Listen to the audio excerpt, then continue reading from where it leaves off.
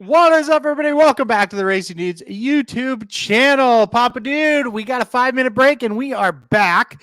We're back for Dudes Who Bet Daily. Magic will be here soon as well. So we're going to have a full team. All right, let's get right to it. Let's get right to the games, to the rundown. We're going hockey, all 3 games. Surprise, surprise. Flyers. Oh, my goodness. Right. Flyers and Maple Leafs tonight. Leafs are minus 140, total 6.5. Who you like in this one? Oh gosh, so you would do hockey, and I struggle. I did a little bit better since the All-Star break, and they played a game or two now. I'm kind of getting a few right. Do you have trouble with Toronto? I do. I have trouble getting them right. I've decided you just can't treat them like you do other teams that you think are pretty good. That you can't really trust them, I guess, is kind of the best way to say it. Yeah, I struggle with them, but I struggle worse with the Flyers. So I underestimate the Flyers. You know, they're pretty daggum good, and I underestimate them somewhat. However, I struggle picking against Toronto at home. So I'm going to go with the Leafs tonight to win over the Flyers. Yeah, one of those middle games where I didn't want to take the Flyers at a plus money price. I also didn't want to lay a goal and a half with the Maple Leafs like we did last night with Florida and Minnesota because I don't trust the Maple Leafs, like I said. So I'll go boring and take Maple Leafs minus 140 in this one as well. I just don't think I want to take them minus a goal and a half, but I don't trust the Flyers either. So tough game for me. Really tough game here. I just underestimate the Flyers. They're not bad.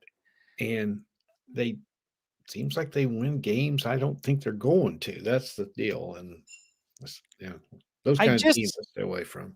I can't help when I watch them, I look at their roster, I just can't help but think they're just overachieving, you know? And an overachieving team, when they get late into the season, it starts to get a little funky and they start to kind of come down to earth. So yeah, I'm with you. I don't really, I guess I'm underestimating them as well. Long story short. Yeah. All right. 2 teams I don't underestimate: the Avalanche and the Lightning. Game of the night tonight. No question about it. We're in Tampa. Tampa minus 115, total sits at 6.5. Who you got here? This is really a hard one. Really a hard one. Tampa's my favorite team other than the Blues. And I get on a roll with them sometimes, and I get like 5 or 6 in a row with the Lightning, and then boom, then I miss 5 or 6 in a row. They're one of those teams. I can't get a good read on them either. Colorado is solid most of the time, but it's usually at home. I don't trust them as much on the road. Seems like they've been on the road forever. Yeah. What is this? Like their 6th game after the All-Star break on the road? It has been tough. Yeah. Yeah, and won 1 or 2. I think they played us a little bit better. Didn't they beat Hurricanes, I think, the other night, maybe at Carolina? I mean, I know they won 1 somewhere. They've been on a brutal trip, man. They've played the best teams in the East. They're ready to get home. So I think they're going to be a little bit looking forward to getting home. I'm going the Lightning at minus 115 at home tonight over Colorado. I think the Avalanche are going to give it one last hurrah on the road and win tonight. I think they're going to be fired up and win. One thing you didn't mention, Tampa had been on a long road trip too. It's been a tough one. They won some games on it though, including that win at Boston 2 nights ago.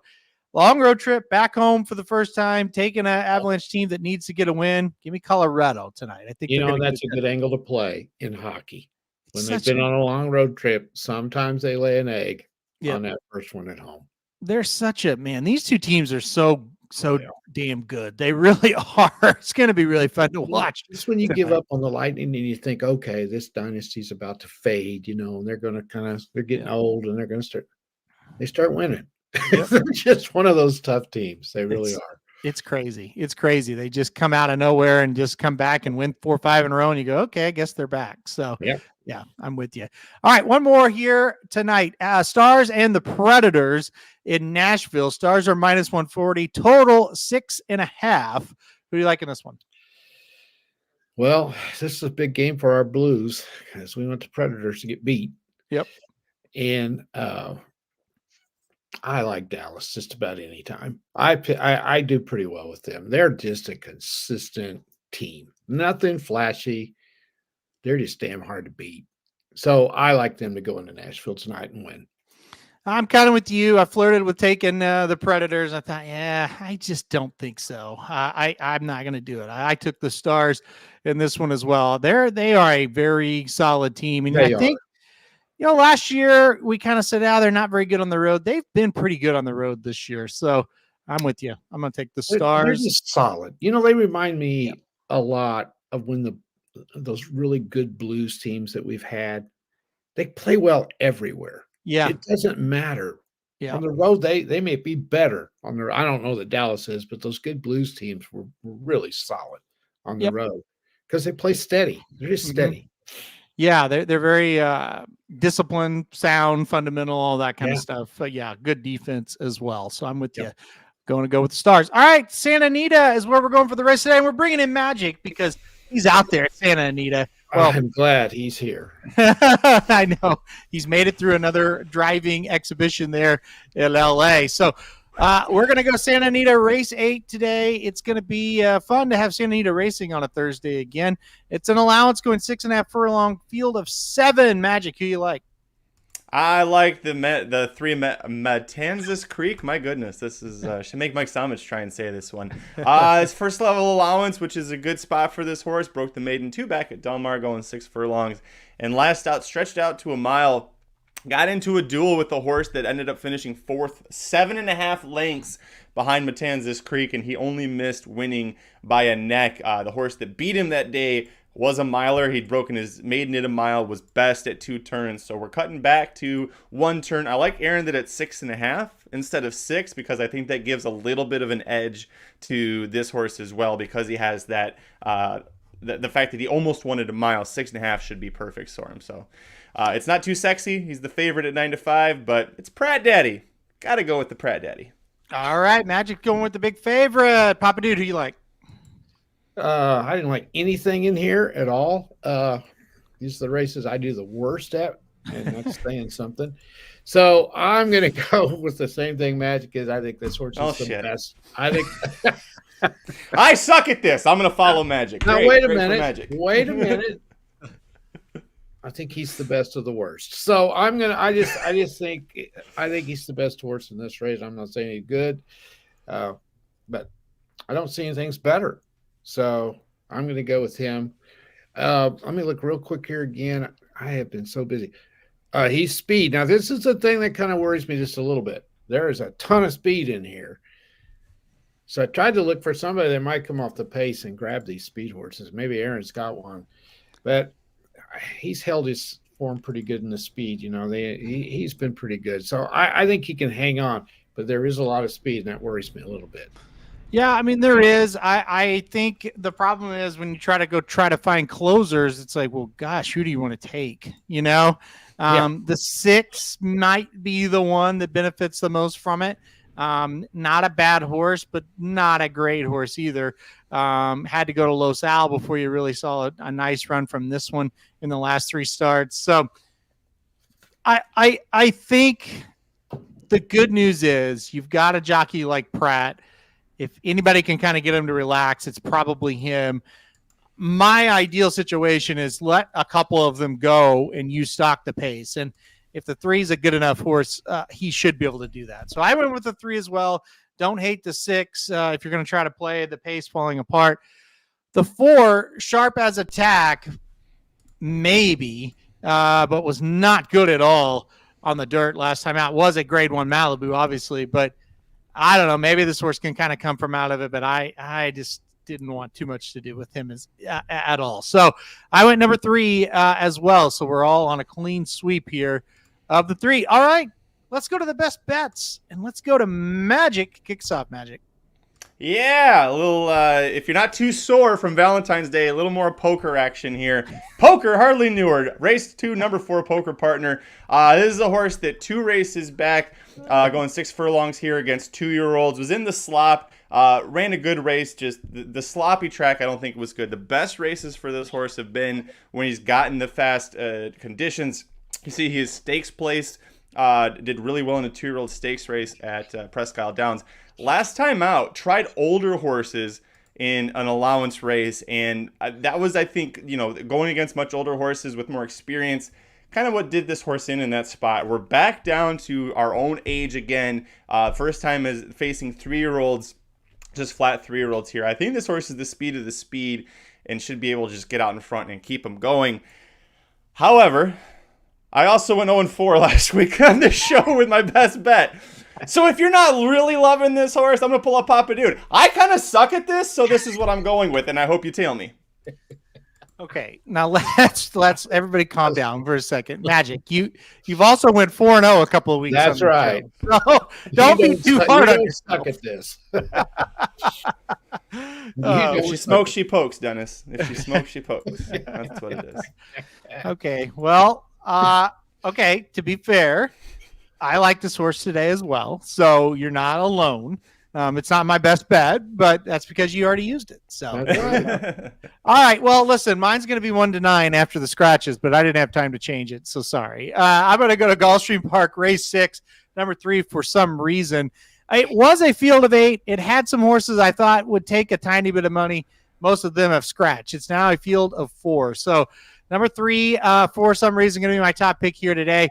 Look, major speed figure advantage, major pace advantage. That's the two things that just stick out at me as soon as you look at this. Major connection advantage with Safi and Irad. So, look, I think the 3 are going to be really tough to beat. If you want to pair with somebody in the exacta that's not the one who's going to be, second choice in this race, the 6 I thought was kind of interesting. Getting back to the dirt, I think that's good. Finding just a shit field, I think that's going to help them as well here. So if you want to pair an exacta, the 6 makes sense to me. I understand if you don't want to play that 3 at a really short price, so maybe go 3-6 in that straight exacta. So that's what I'm going with there. All right, Papa Dude, who you like? I'm glad Pedlo's back on the horse, man. He's getting after it today, isn't he? But is that the real Pedlo? That's the question. That's right. I know who this guy is. The other guy was a fake. Anyway, by the way, guys, we all survived Valentine's Day. We got away with it, whatever we did for our wives on Valentine's Day. Yeah. Yeah. We're all good. Magic is not saying anything. Nope. Magic is a scary say magic. that. What did you do for Valentine's Day, Magic? Did you go do anything? No, never. You know what it's like. You guys, we've been together for what years? We've been together 13 years, and we've got an almost 3-year-old kid. Like, there's really not a whole lot that can be done. Okay, did you get her anything? Yeah, I did get her. I got her some new shirt, nice top, and flowers, of course. And then I made dinner. I found this little heart-shaped raviolis at Costco, and then homemade pasta sauce with it. Yeah. Well, wow, that is fantastic. Bottle of Cabernet. That is fantastic. I mean, that is great. Wow. That is way above the Call of Duty. That is. I agree. I'm almost ashamed to call you my friend, but anyway, no, that's good. Most people are. You were acting like you didn't do anything. That was pretty good, man. Now, I know Aaron didn't do anything. No. Nope. I did not. You didn't? No. He never does, Magic. Aaron had a whole bunch of fun in the Discord trying to poke the bear. That's how Aaron spent his Valentine's. I did do that. But no, I didn't. You went on vacation last week, so we don't do anything for birthdays or for Valentine's Day. Magic never have. That? Never have. Oh, Magic went. There is no expectations, and it's just another day. Well, you guys have been together almost 20 years, right? 20 years. You met in college, and I know you're 40. When did we get married? We got married in 2007, so we're getting there. Yeah, 17. Yeah. Sandy wants to know. Okay, Magic he made supper for his wife. Mm-hmm. He bought her flowers. Mm-hmm. He kissed her ass. What else did you do? Not the only thing I did to that. I also got her a nice top. Yeah. Wow. Happy wife. That's right. He did really well. Yep. Yeah. Good job. Yeah, really good. I don't know how Aaron found one where you don't have to do birthdays, you don't have to do Valentine's Day. Nope. You remember my advice? I subbed yesterday, and I was telling these 6th grade boys, I said, "Now listen, you better listen to me. When you get older, and your wife says you don't have to do anything for Valentine's Day, that means you better do something for Valentine's. You can't skip that one unless you have Heather." And then you can, but you guys have this agreement, and that's good. Now I surprised Sandy a little bit. She didn't know that I went and bought her a necklace. Oh, yeah, very good. Doctor, very good. Is it going to shock her in a week when it turns her skin green, or did you get her a legit necklace? She's just around the corner. She didn't know. She didn't know it came from Dollar Tree. So. I was gonna guess Rite Aid, but there you go. Yeah, one of the two. Anyway, all right, back to my bet. I've been struggling a little bit. I knew it was going to happen.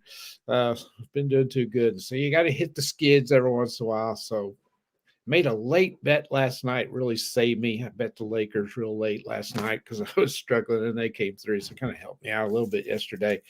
I'm going with the Raging Cajuns tonight on the road at Old Dominion against the Monarchs. The Raging Cajuns are way better than Old Dominion. Old Dominion is like 6-17, 6-18. Scary thing about it is, though, it's on the road, long ways away, middle of the week. The Raging Cajuns are not known for their brains. They could have some problems tonight. You can't trust a Cajun much. So I'm putting all my faith in the Raging Cajuns tonight, though, to take on the Monarchs. I don't think the Cajuns like Monarchs, do they? Didn't they run away from the king in France to come to Louisiana? I believe they did. No idea. Maybe they did. I thought Magic may know. He's gonna Google it. I'm going to Raging Cajuns. The line is short. It's 4 points. If they play like they're capable of, and the way they've been playing, they're going to cover that. So give me the Raging Cajuns over the Monarchs tonight in North Carolina, I believe. All right. The Raging Cajuns. Virginia. The Raging Cajuns -4 tonight for Papa Dude's best bet. Here are the best bets for today. Gulfstream Park Race 6, number 3, for some reason. That'll be for me. Mahoning Valley Race 2, number 4, Poker Partner for Magic. And then Papa Dude going to go Louisiana -4. Hey, with all that Cajun hate, guess what? We'll be back in about 38 minutes to talk about the Risen Star at Fairgrounds. Yeah. For blinkers off. So that will be a lot of fun. Hey, here we go. Dennis says, I know this is Dudes But Sports question. What's the worst Valentine's Day present you ever got your significant other? Magic, you got an answer? Yeah, not proud of this one. I was in, I think it was high school. I think it was high school. I got a gift from one girl, and then there's a girl from another school that I was seeing, and it was like a black stuffed teddy bear or something, like a gorilla.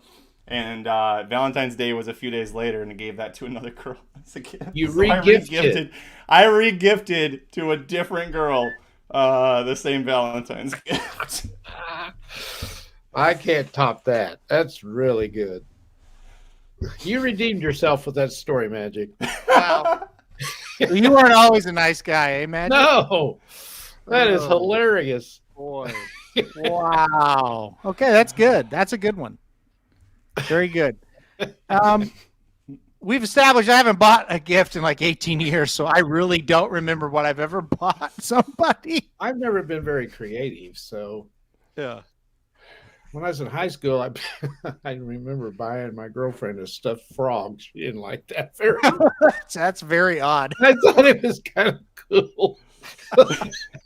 That's very odd. I still remember her reaction. Like a stuffed animal? Or like did you went down to the creek and you grabbed it and you like stuffed it? Like No, that would have been worse. Yeah. I don't know. She likes stuffed animals, and I thought that frog's kind of cute, but I knew the minute she looked at it, I hadn't done very well. I don't think. Yeah, I'm not shocked by that reaction. Yeah. Well, see? Oh. All right. Well, I think Magic wins if I was judging the contest, but it was both were good. Both were funny. for sure. Hey, All right. Anytime you want some good relationship stories, I'll some like that'll make. If you ever think I'm a good guy, I'll tell you some good stories about my past relationships. Yeah, a kid in middle school sing to her. Yeah. What do you think of that, Magic? How was that the worst? Wait, was it the worst gift that she ever got because it was her ears? Like the kid in middle school sang, and she was like started bleeding from like the ears. Real quick story, and I know Aaron's got to go because he got another 400 shows. But yesterday I was over at school, and I was doing sixth graders, and what they do over there, you can buy your girlfriend, whatever, an orange crush or a strawberry crush or a grape crush. You have a crush on them, okay? Right. And it costs $1. And it goes to the student council. So they come down and they tell them, hey, 7th hour, we're going to bring you a crush. If somebody has, so this little boy, he's not little, but he's back there in the back. He's real quiet. And they called him to the office to tell him. So he comes back and I said, what did you do? Did you get in trouble? He goes, no. He said, I got a crush. I'm going to get a crush. And I said, do you know who it's from? He goes, no, I don't have any idea who it's from. So I said, is there a girl that you kind of like? Yes. I said, do you think she likes you? Well, maybe. I said, do you have anything for her? Did you buy her anything? No. Well, what's funny is this other kid, he had bought a rose for every teacher. So he came and he had brought me a rose, even though I'm not his teacher. His other teacher wasn't there. And so I had this rose, and I said, hey, Caleb, come here. If you need something, you come in here and you can have this rose. Sure enough, he comes in there. This girl, it was the right girl. And he came running in and he goes, you still have that rose? I said, here you go, buddy. You're going to thank me for that someday. That's great. That's a great story. You're a good wingman, Papa Dude. You're a good wingman. Yeah, very good job. I'm very proud of him, aren't you? Yeah. Well, I made fun of him a lot, too. Like, well, surely not. Have you been flirting with this girl? What have you been saying to her? You need some help? You know, stuff like that. Papa Cupid. Oh, it's funny stuff, though. Well, at the end of the day, the two people I wanted to wish happy Valentine's to, and I did yesterday, and I will again, Shadi and Dennis. Happy Valentine's Day to both of them. Good people, and I really want to wish you two definitely a happy Valentine's Day. I think they need to get together. I think it's happening. All right, we're going to get out of here now. We will be back in 30. Cupid needs to get that arrow out. Well, get your arrow out, and we'll see. We're still live, guys. You know that. We're still live on air. Okay, we're going to go. Bye-bye.